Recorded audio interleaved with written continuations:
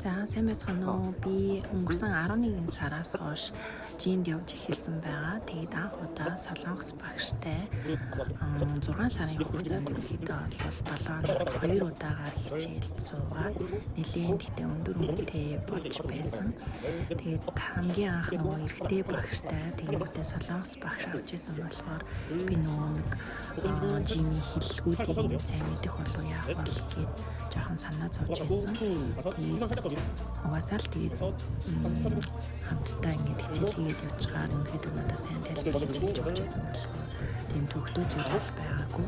Харин жоохон тухгүй байсан зүйл нь болохоор анх удаа нөгөө эрэгтэй багш авч ирсэн болохоор ингээд дасгал хийж явах явцад миний ингээд биеинд ингээд хүрээд байгаа байдал нь надад жоохон тухгүй санагдчихсэн. Тэгтээ энэ нь угаасаа л тэр хүний хувьд болохоор угаасаа өөрийнх нь хичээлээ зааж байгаа зүйл байсан. Тэгээ би болохоор анх удаа нөгөө эрэгтэй багштай явж исэн болохоор надад жоохон тухгүй. Тэр нь дасгалдаа ерөөсөн анхаарлаа хандуулахгүй.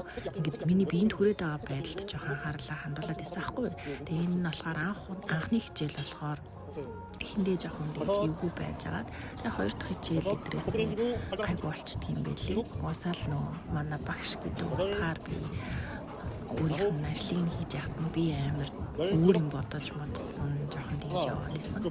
Тэгээд ер нь бол эхний хичээл сонссны дараа хийсний дараа ч гэх юм уу та маргааш нь бол хамаг бие өвчин болоод ёо бүр ингээ хөдөлж чадахгүй 7 хоног бүр өвдөөд 2-7 хоног 3-7 хоног ерөөхдөө ол болсны дараа гайгүй болж исэн.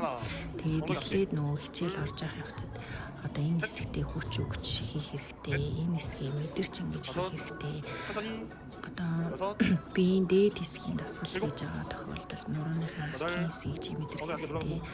Мөрөө суул тавьж хийх хэрэгтэй гэдэг бүр айгүй олон юм ингээл заа нэг дор ингээд заадаг хахаар нэг дор юм маань төлөрөхгүй жоохон хэцүү байсан. Тэгээ ихний хичээл маань бол ерөнхийдөө ингээд дууссан байгаа. Дараагийн хичээлээр уулзцгаая.